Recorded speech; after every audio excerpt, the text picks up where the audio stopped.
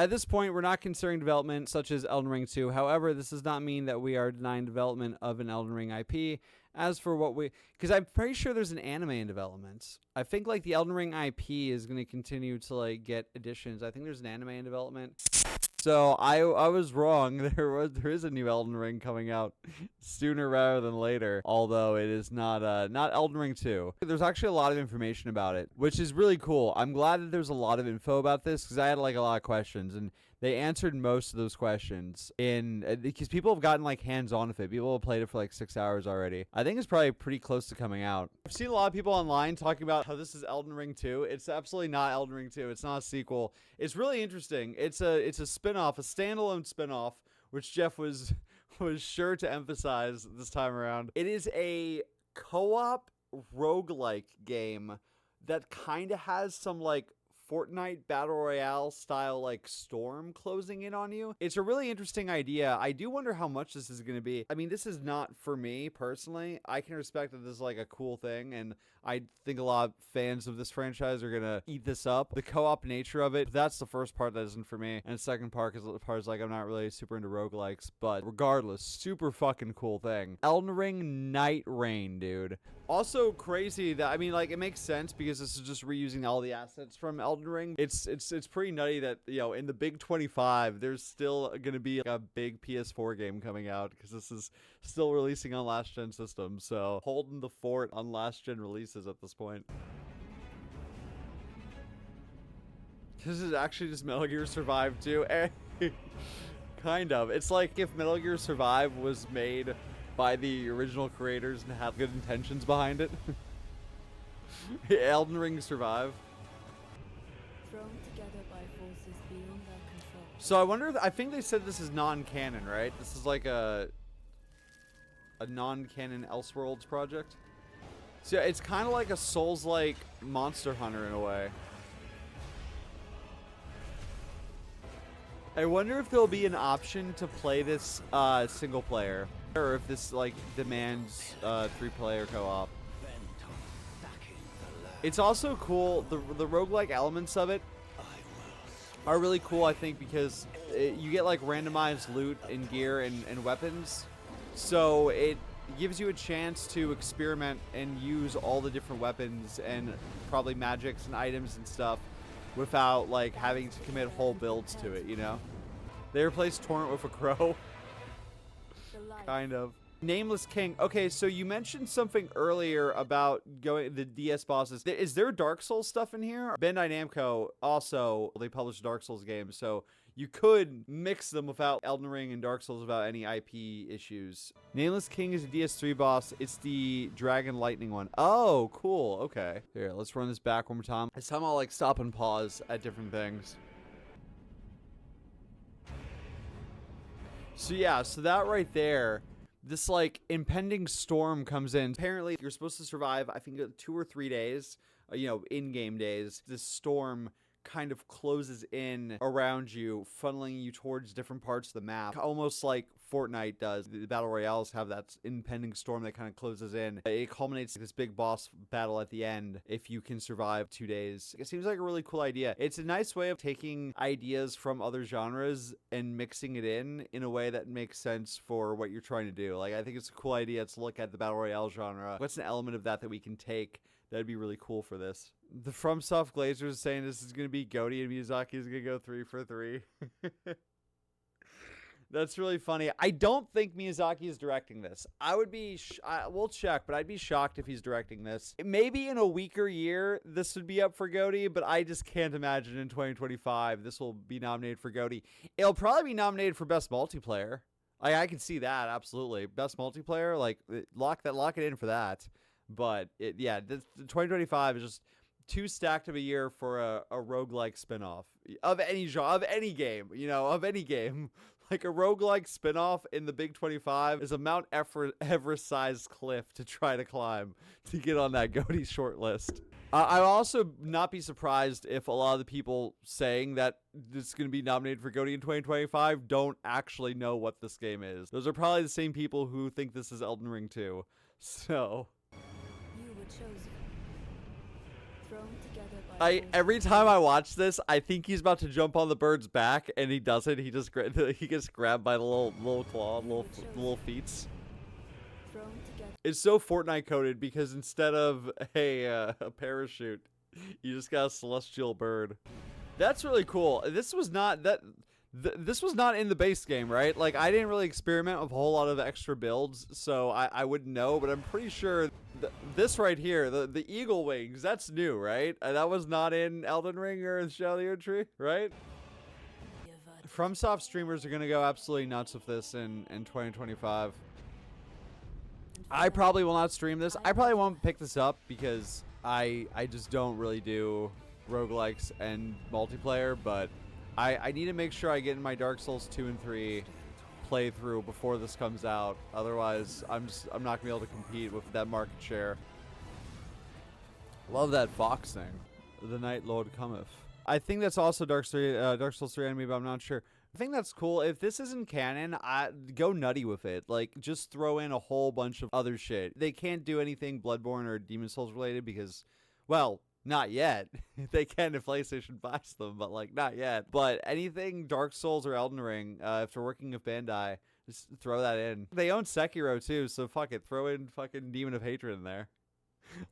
throw Demon of Hatred in. So Nightreign is a 3-player co-op roguelike mode. Nightreign is a multiplayer game, but it's PvE, meant to be played relatively short sessions, about half an hour each. That's cool. I like that. I like short bursts. You play as a member of a 3-player co-op team exploring familiar but different version of Limgrave. It's interesting that it's just Limgrave. I thought I saw stuff in there that definitely was not Limgrave, but maybe they're just like taking stuff from other areas and like smashing it into Limgrave. The map has a static overall layout with cliffs, caverns, castles, and so on, always in the same places, but randomized placements of encounters, so you run into different bosses, different configurations of different runs, and some other randomized surprises. Before each run, you'll choose one of 8 final bosses to battle. Before you fight them, you have to survive 2 days of exploration and combat, with each day ending in a big boss fight of its own. On day 3, you'll warp to a magical battlefield called the Spirit Shelter to battle the big boss on the run of a wide open battlefield that resembles the site of the battle against Radahn. As in Elden Ring, you can be matched with random players or use multiplayer passwords to party up with friends. From what I saw, you won't even be in multiplayer lobbies with other players. You'll be kicking a solo in an alternate version of a round table hold until you launch into a session, which point you'll connect with 2 players to choose characters and starting playing. No character creator. Unlike FromSoft's RPGs, Nightreign doesn't let you create a custom character, though you will unlock alternate skins for the cast of 8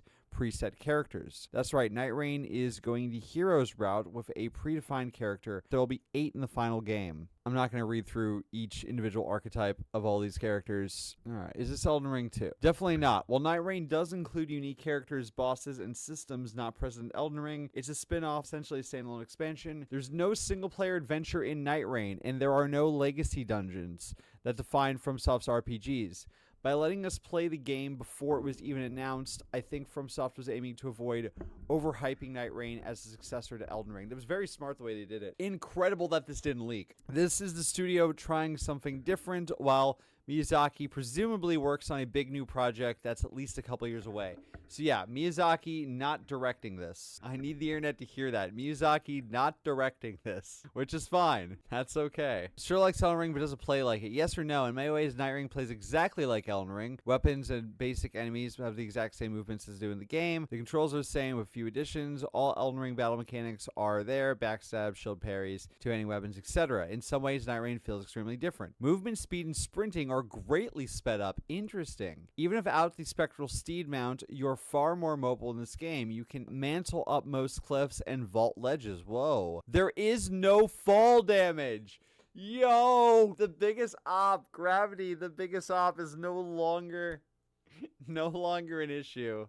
Praise be. Because each run has fairly strict time limits, you're encouraged to play at a breakneck pace, running from place to place to get more loot and defeat many enemies and level up as much as possible. With 3 players and greatly increased power scaling, most basic enemies become trash mobs. The feel of combat is very different than it is in the Souls games, where every new room is likely to present some new threat that keeps you in constant trepidation. Elden Ring's RPG systems and long-term character building take a back seat to weapons and unique character abilities, defining your playstyle. FromSoft doesn't consider it a live service game. In my interview with the game director, I'm not going to try to pronounce his name, but notably not Miyazaki, he told me that FromSoft doesn't have live service plans for Nightreign. There are no plans for seasons or battle passes. That's sick. I like this idea of it's a simple multiplayer game. It's not meant to live forever. We know you're probably not going to be playing this in 3 years. That's fine. Enjoy it for however long you enjoy it for, and then you'll move on to something else. I love that. I absolutely love that approach.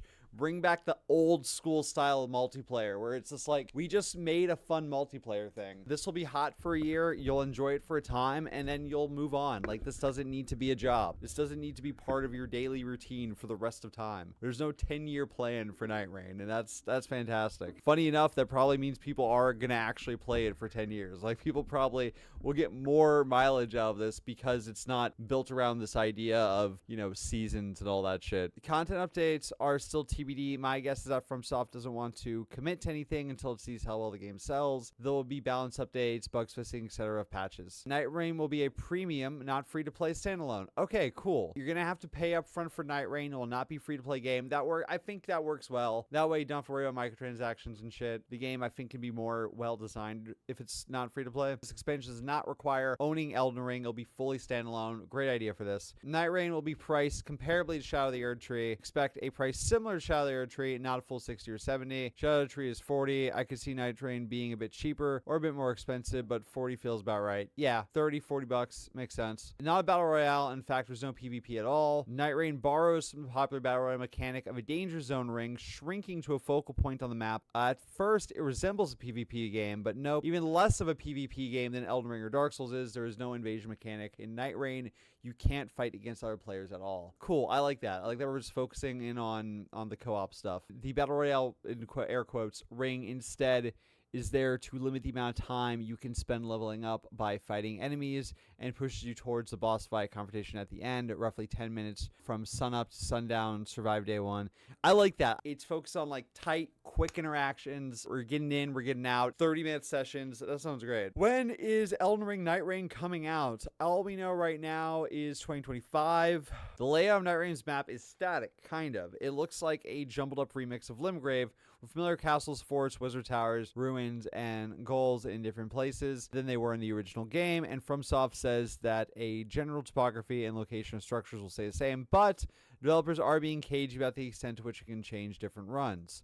FromSoft says that sometimes an environmental modifier will appear on the map, such as a swamp or a lava-spewing volcano. I didn't encounter these, so I can't say how big they are or significant they'll affect the overall layout and feel of the map, or how many varieties of these environment surprises there will be in randomized pool. My interview with FromSoft also hinted that some environmental changes might be tied to stories for different characters, so there's a lot we don't know. Enemies and bosses encountered at each place of interest will vary. Okay, there will definitely be some randomized surprises. Only Limgrave, about the Elden map. FromSoft only referenced Limgrave during our demo session, with no indication that there are remixed versions of the other areas and so on. The plan seems to be randomize those environment surprises. But it's the same FromSoft that hides entire zones behind secret walls in some of its games. Yeah, I assume that there will be a lot more to it that they're not leading on to. How's leveling up work? Leveling up is fast in Nightreign. You still level up via runes spent at Sites of Grace like in Elden Ring, but you acquire them very quickly instead of leveling up at individual stat. Interesting. Instead of leveling up in individual stat, every chunk of runes you spend will grant you one overall level and boost your stats across the board. Interesting. Okay. That probably works for like the super quick sessions. I think it would be interesting trying to figure out what stats are going to help you best on whatever run that you're on. If you're down by an enemy, your teammates have a short window of time to revive you before you die. If you do bleed out, you'll respawn nearby, but lose all the runes you were carrying and de-level by 1 level. As in Elden Ring, you can reclaim your runes by returning to the scene of your death. Your characters don't have a meta level, so you're back to level 1 at the start of each run, but there are some meta progression elements. So I wonder if all 3 characters die if it's just game over. There'll be meta progression in the form of character stories and permanent loot from each run. That's cool. In between runs, you'll return to the alternative version of Elden Ring's round table hold, where you can chat with the characters accept the one that you're currently embodying, practice their abilities in training ground, and make use of some upgrades and systems that wasn't accessible in the build that we play. Each character in Nightreign has a set color-coded relic slot that you can equip. Each character had only 3D slots. FromSoft told me that there will be some degree of narrative progression for Nightrein's 8 preset characters, and also sound like moving through those stories will influence the map. Oh, that's cool. All right, there's a lot of information about this. Here's what part I wanted to know, though. Is it canon? No, at least not directly. FromSoft said this is an alternate reality to the Limgrave we explored in Elden Ring. Then again, it's FromSoft. I wouldn't be shocked if Nightreign actually hints somewhere that takes place in Milika's dreams, or when Alex create a whole magical alternative world or something. Nightreign will have a network test before release. The game is called Nightreign, but the shrinking blue battle royale circle that will kill you if you linger in it, that's Nightreign. Surely this won't cause any confusion. I actually feel like this might end up being sooner rather than later if there's this much info about it. Regardless, though, that's a cool thing. It's nice to see FromSoft branching out. There probably is pressure from the business side of things to keep Elden Ring going as a franchise, just given how successful it is. And Miyazaki, as said before, that he doesn't super love doing sequels, and he probably just wants to do something different. There's no immediate plans on an Elden Ring 2 currently, so I think this is a cool way of, this is more Elden Ring content that also satisfies a creative venture without us having to just do a sequel. So really, really cool.